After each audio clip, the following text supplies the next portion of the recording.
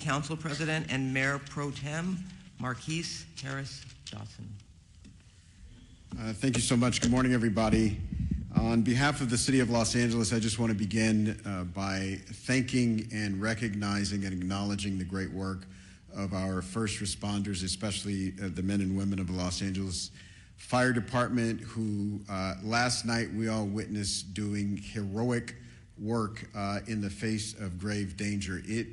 Last night was one of the most devastating and terrifying nights that we've seen in any part of our city at any part of our history.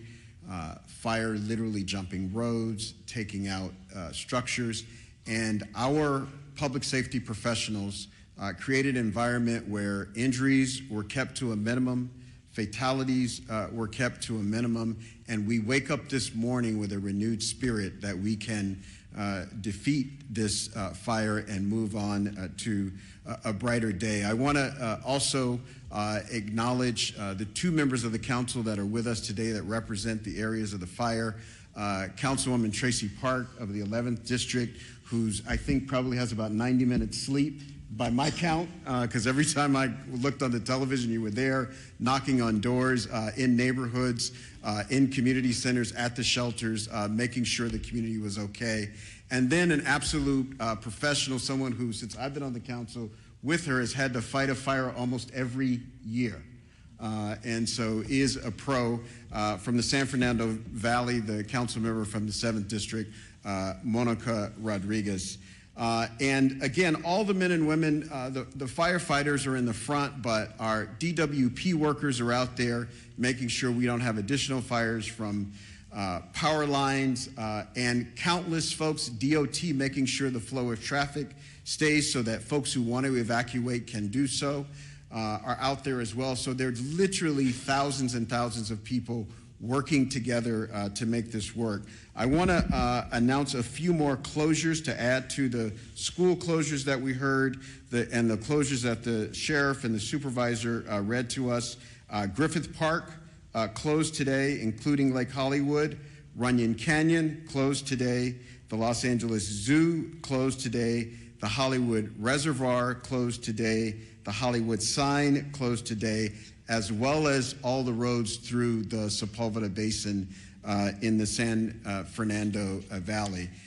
So nobody should be going those places today anyway. I will amend what Chief McDonald said.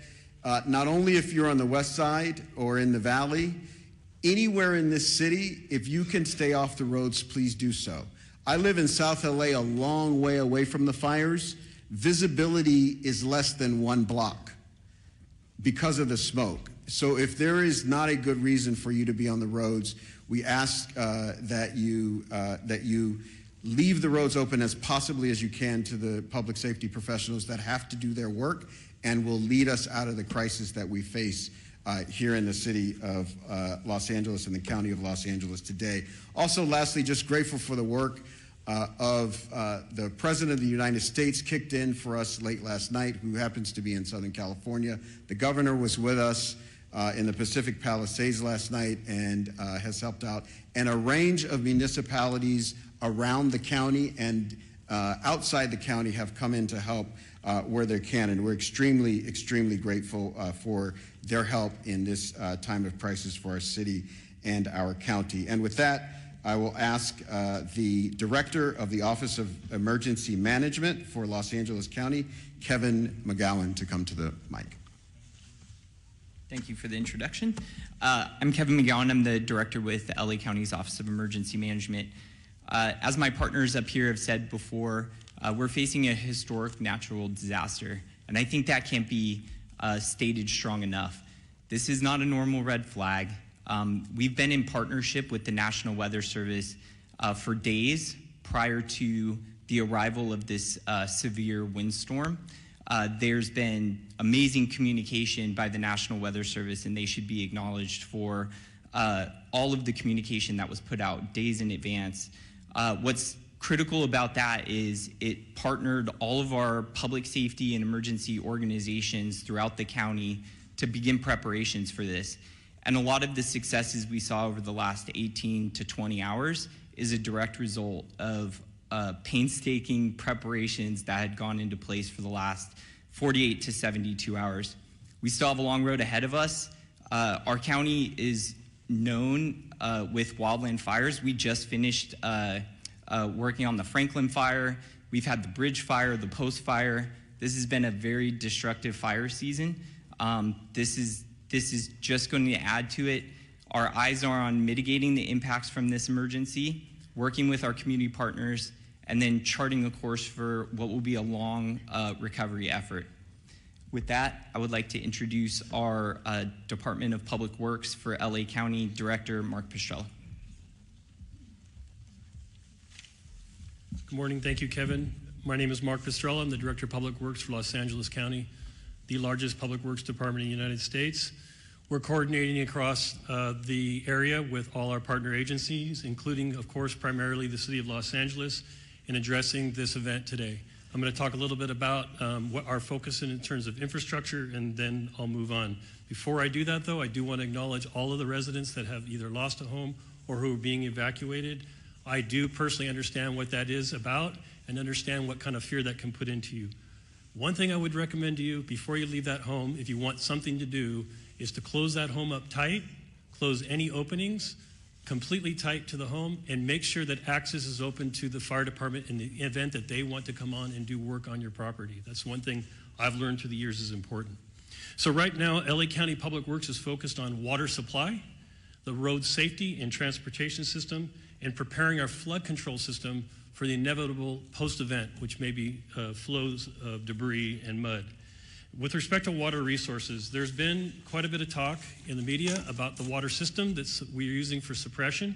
So let me make the following statement. There have been quite a bit of comments over social media about the local water supply and its impact on firefighting efforts.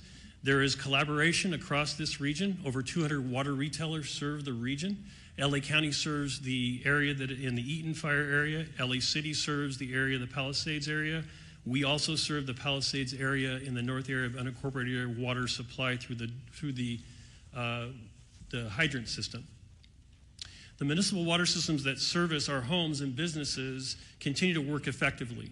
However, they are not designed to fight wildfires. A firefight with multiple fire hydrants drawing water from the system for several hours is unsustainable. This is a known fact. That's why air support is so critical to the firefight, and unfortunately, wind and air visibility have prevented that support. However, county and city water reservoirs, open reservoirs, are available and on standby once that support becomes available. We will be having fixed wing as well as helicopter draw of water from our system.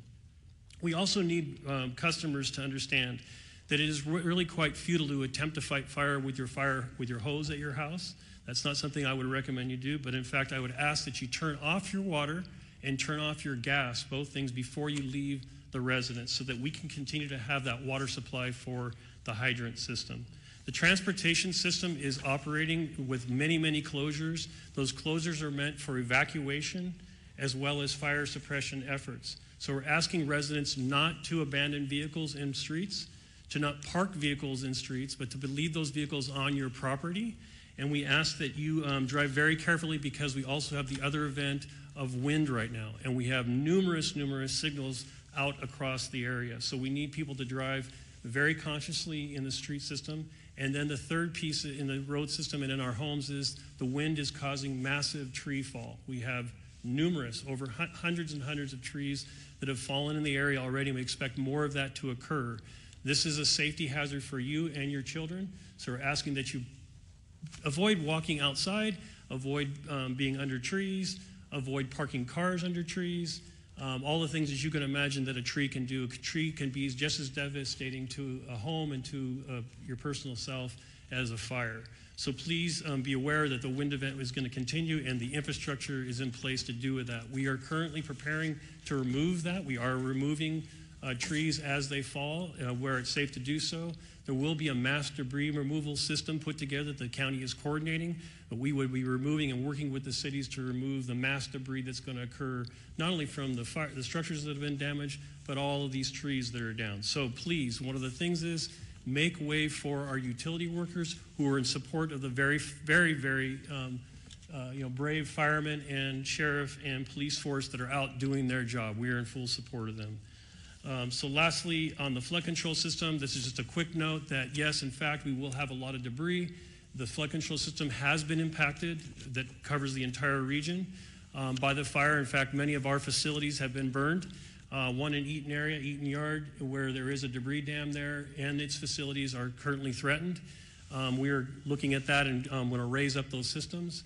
As we enter into post-fire, our department will be available to do review of your individual properties to make sure that you're safe from debris flow as another event that may occur in LA County. With that, I'm going to happy to turn over the microphone to my partner from the Department of Water and Power, the General Manager, Janice Quiones. Thank you, Mark. I am Janice Quiones, CEO and Chief Engineer for LADWP. I want to start by thanking everybody on this response. I've been in emergency management my whole career, and the collaboration I've seen in this response has been incredible, especially our first responders, our crews. I want to thank our crews that have been working on high winds trying to restore power as fast as possible, and also county, city council, mayor's office. The mayor has been in contact with me all the time. And also other utilities in California have been proactively reaching out to us to help us with the restoration. So we're in the process of contacting them to ask for more support. I want to continue the thought process that Mark had about water supply in Palisades. We had a tremendous demand on our system in the Palisades. We pushed the system to the extreme. 4 times the normal demand was seen for 15 hours straight, which lowered our water pressure. We were pushing 75 CFS on our trunk line to try to keep water pressures in the system. If there's a message you take away from me today, is I need our customers to really conserve water, not just in the Palisade area, but the whole system, because the fire department needs the water to fight the fires, and we're fighting a wildfire with urban water systems, and that is really challenging. What happened in Palisades? We have 3 large water tanks, about 1 million gallons each. We ran out of water in the first tank at about 4:45 p.m. yesterday. We ran out of water on the second tank about 8:30 p.m. and the third tank about 3 a.m. this morning. Those tanks help with the pressure on the fire hydrants and the hills of Palisades. And because we were pushing so much water in our trunk line, and so much water was being used before it can get to the tanks, we were not able to fill the tanks fast enough. So the consumption of water was faster than we can provide water in our trunk line. So I want to make sure that you understand there's water on the trunk line. It just cannot get up the hill because we cannot fill the tanks fast enough. And we cannot lower the amount of water that we provide to the fire department in order to supply the tanks because we're balancing firefighting with water. So we have our operations people on the water side at the command post with the fire department, helping them with tactics to ensure that we can provide as much water as we can find to our first responders. What are we doing now? We're sending about 20 water tanks from our construction crews full of water to support the fire department. We identify other areas in our system where our tankers can refill. It takes about 30 minutes to refill about 4,000 gallons of water, and we're constantly moving that water to the fire department to get them as much water as we can. I would also ask for the people on zip code 90272, because we're pushing the water system so hard, our water quality is decreasing. So we're gonna be issuing a boil water notice this morning, and that will extend for about 48 hours. The water quality is low. We have a lot of ash in the system. And so please, if you're gonna be drinking water, you need to boil the water. Those boiled waters will continue to increase as the system starts restoring. We're also managing a power outage restoration. Our water emergency has been the #1 primary issue, but the power issues are continue to increase. The winds picked up at around 11 p.m. last night, and that's when we saw the majority of our outages coming in. As of 7 a.m. today, we have 135,000 customers out of power. We have restored about 78,000 customers since the start of the outage. 32 customers have been out of power for more than 10 hours, and 7 for over 18 hours. If you are out of power, I urge you to call us, call 911, let us know so that we can get to you as fast as safely as possible. We are on a severe emergency activation at the EOC for both water and power. It's taking us 24 to 48 hours to get to all of the outage. That's why we're gonna start increasing our mutual aid request to get more crews on here to reduce that restoration time. But we cannot do that until it's safe for our crews. And I'm happy to report we have had no safety incidents for either the water and the power crews, which we need all the crews safely operating in our system. 40% of our outages were due to us having to de-energize the circuits for public safety. And we cannot energize them until it's safe to do so, and we have put eyes on our system. 20% is because of wire downs, and 6.5% is because our system has protected itself from further outages, and so we have to patrol every line before we come back online. With that, I just want to thank everybody, and Madam Chair. Thank you so much. We want to transition. We're 5 minutes over. We do want to give a little bit of time for question and answer with the press. I'm going to call on you. Please identify yourself, your name, and which media outlet you are with. I see a hand up here. We'll go with you first. Because this press conference called One Voice is bringing together some of our city leaders, our county leaders here together for this incredible tragedy, this crisis that we're experiencing right now. And a lot of our viewers are asking, how can other Angelenos help? Because people want to volunteer, people want to help. What's the best way that other folks out there that want to help, what can they do? Well, first of all, thank you for that question, because I think this does speak volumes to the fact that it's not just at the local level, it's at the state and the federal level as well, and it is one voice.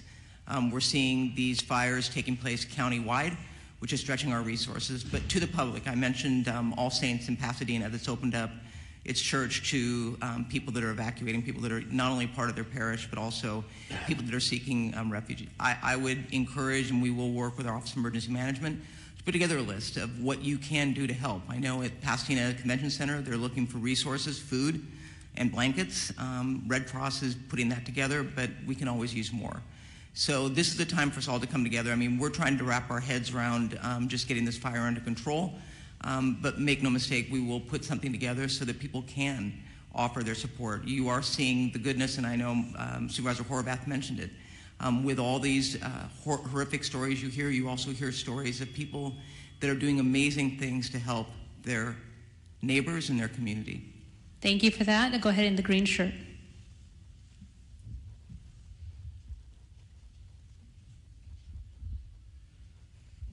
Yeah, the DWP was talking about the problems with the water supply, and I was wondering if either the DWP or the fire department has any kind of numbers to talk about, like what is the number of hydrants that could not get water because of these pressure issues, what percentage of the system in Pacific Palisades wasn't getting serviced at that point, and given the type of things you're describing this morning, do you think there needs to be an overhaul of the system, given these increasing number of urban fires? And also, when does the mayor return? And name and media outlet, please.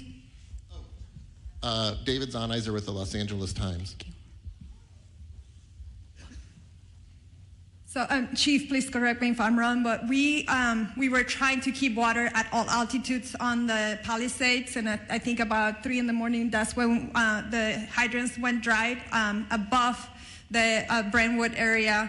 We are able to push water on that trunk line on the east side of that, and we have some water on the higher elevations, 16 to 18,000. But at 3,000, at 3 a.m., all of the fire hydrants went dry in the Palisades.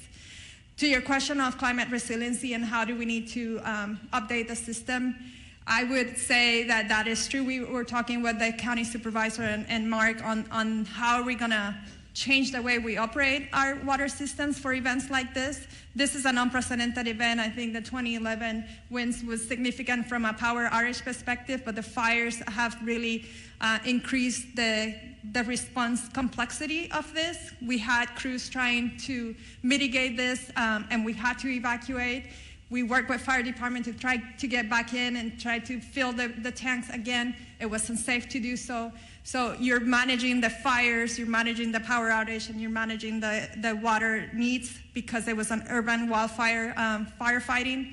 So yes, we have to look at our system from a climate resiliency as a region, and it's going to be more than just DWP. It's all the water agencies here, including the county. Thank you. Over here in the burgundy with a mask. Name and media outlet, please.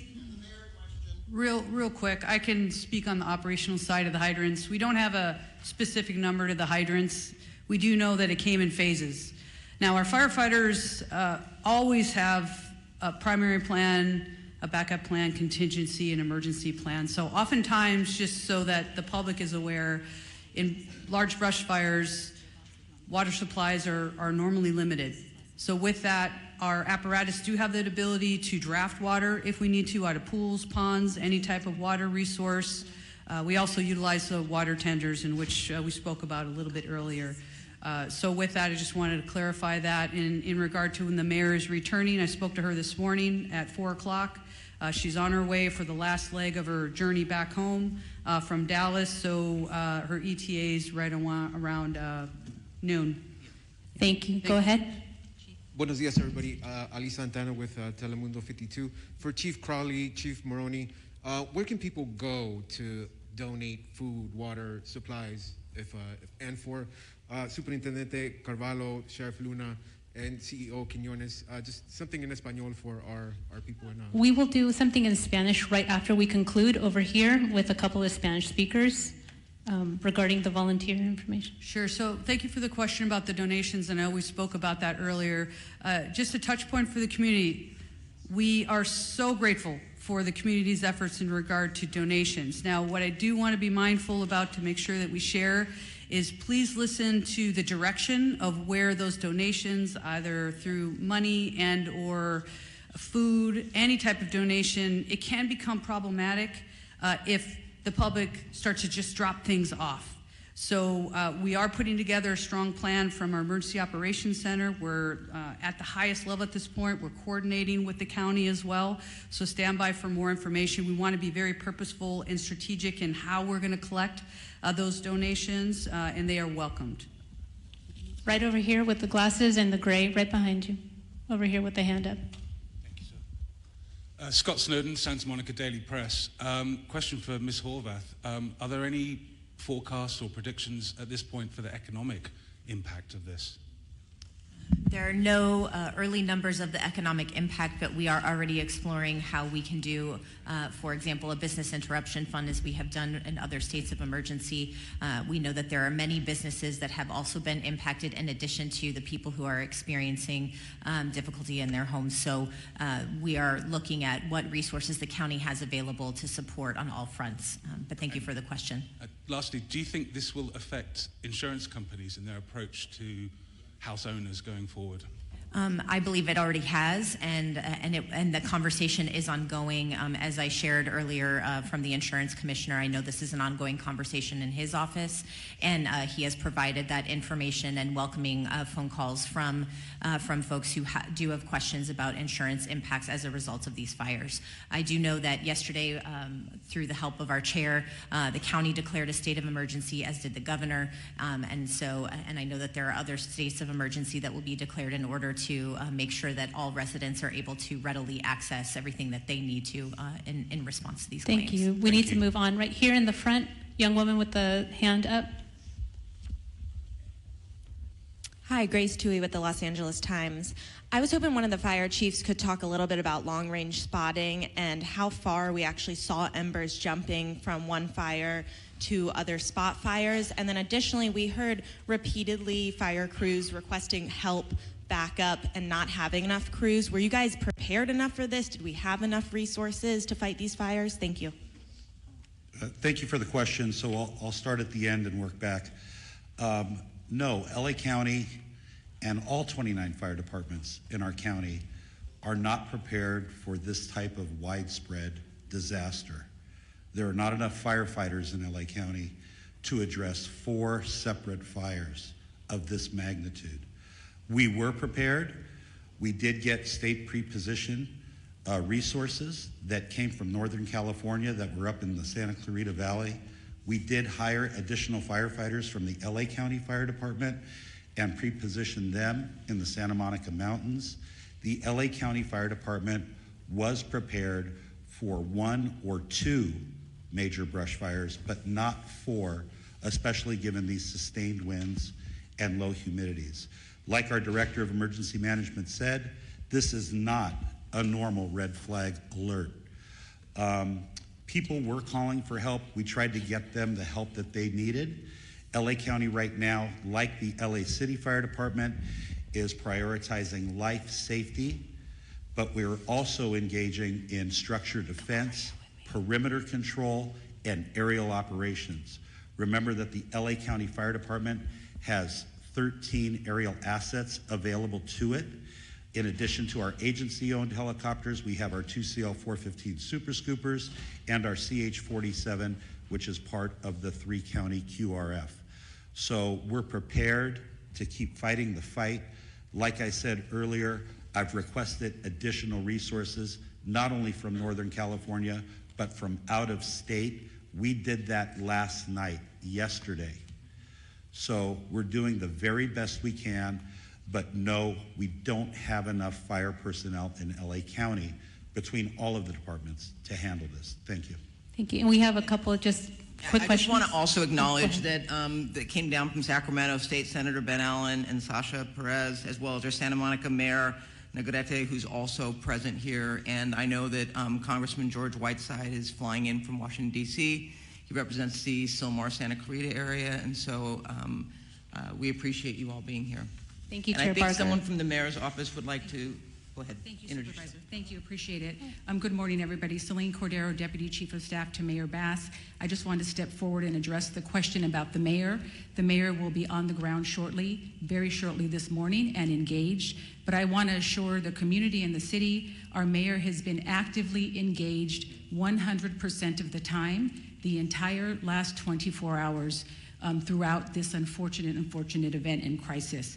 The mayor has been in constant communication with our chief of police, our fire chief, our council president, our law enforcement partners, our Supervisor Barger, thank you, and our county partners. So I just want to stress she has had 100% access the entire time that she's been traveling and been actively involved in the decision making. So thank you very much to all up here, and the mayor looks forward to meeting you very shortly this morning. Thank you for that. Over here in the green shirt.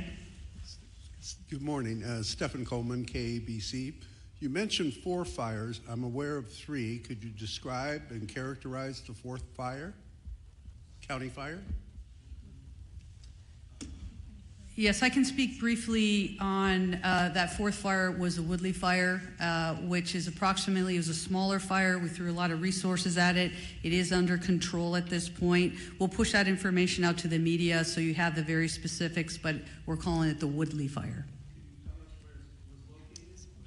Yeah, it was in the Sepulveda Basin. Yes, sir. Thank you. Last question, then we'll have one-on-ones. Hi, Samantha Norris, San Fernando Valley Sun. I know the Hearst fire is one of the smaller fires here, but can somebody speak more to what resources are being deployed to that fire? And for people in the Sylmar area, what are the evacuation zone areas, any closures, and where those people can go in the area? Hi, good morning. Councilwoman Monica Rodriguez from the 7th District. Last night we evacuated 71 horses from the Stetson Ranch area. The fire came up quickly, and so thankfully they were safely evacuated to the Hanson Dam Equestrian Center. As we indicated, this is a very dynamic situation, and the lack of aerial support is making it that much more challenging for firefighters to be able to fight these fires, whether it's in the Palisades or any other part of the county. And so it's critically important that people heed the evacuation orders. In the Sylmar community, Richie Valens Rec Center in Pacoima is available for the evacuations.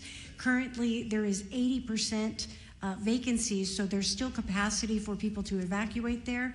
Going beyond that, we will continue to open up additional facilities as it's needed. I want to ensure the public that the things that you can do, and I know the question was asked earlier, if you're not in the immediate fire area, there are things that you can do to be of assistance, and it goes to looking at hardening your home from any potential threat of embers. These embers fly they can go for a couple miles. So we want to ensure that they do everything to create the defensible space in their homes if they're in the adjacent areas. Again, staying off the roads to the greatest degree possible. More importantly, reducing your water usage at this time. Because there is no aerial support, all of our water is being heavily demanded upon for these firefights in all parts of the county. So these are the proactive measures that people can be taking to be of assistance immediately given the needs of our first responders. If you have downed power lines, report those to 911. We can also report all outages to 1-800-DIAL-DWP. And most importantly, for trees that are down, because we know we have a lot of road blockages, our Bureau of Street Services, for the City of Los Angeles, all of our street services crew and public works crews are out there doing that work as well, and they are part of our first responders. Want to make sure that everyone's reporting those to 311 so that we can keep the roads cleared for everyone to have the greatest amount of access for our fire personnel. But most importantly, for the adjacent equine areas, because I know in the Hearst fire, we're concerned about the spread right now. There's a lull in the wind, but we're concerned about the potential spread to other equine areas. We want to make sure that we launched our early evacuation for horse keeping areas in the Northeast San Fernando Valley, and I want to continue to urge the public in these adjacent areas to please be prepared with your bags, with your important documents, to be ready to be prepared to potentially heed the call for evacuation. Thank you. Thank you very much. We're over time. We're gonna. Just one clarity as sorry. well, so you have some of the statistics. It started at 10:10 last night. The latest acreage we have is 500 acres. We're working closely with our partners, which are the Los Angeles National Forest. We have a rep over here behind us, so we can do some one-on-ones if you want more specific, but we are unified with them. Also, the good news is, through the heroic efforts of our crews working through the night last night, our overall objective was to keep that fire so it did not overpass the 5, did not cross the 5 at this point. We're able to hold it to that point. But again, the winds are back up. We're working really, really hard there to make sure we maintain that. And we're going to continue to work really, really hard with our partners. Thanks, Chief. Yeah, I don't have too much more to add, but I will share that the Los Angeles City Fire and the Angeles National Forest went into unified command immediately when that fire started. And that fire started in an area we're well exercised, known as the mutual threat zone. So that's a part of our pre-planned unified command area, and that includes ground resources and aircraft. And of course, as mentioned, the aircraft has been having a hard time finding good air, and actually with the wind speeds. We're assessing aircraft availability every minute, continuously watching for a window to get aircraft up from multiple parts and multiple agencies. The Angeles National Forest aircraft and the air tanker base that services the Southern California areas in Lancaster under the U.S. Forest Service, and they're watching for opportunities to launch aircraft. But last night, the winds out in the Antelope Valley were just as bad as they were here in what we call the Front Range. So we're still struggling to get aircraft in the air. Yes, sir. Robert Garcia, Fire Chief for the Angeles National Forest. Thank you. We are wrapping up our press conference. We will have one-on-ones and a short for Spanish media. If you gather right over here, we will have Sheriff Luna and also LA City PIO with Fire David Ortiz. So Spanish interviews right over here to my right.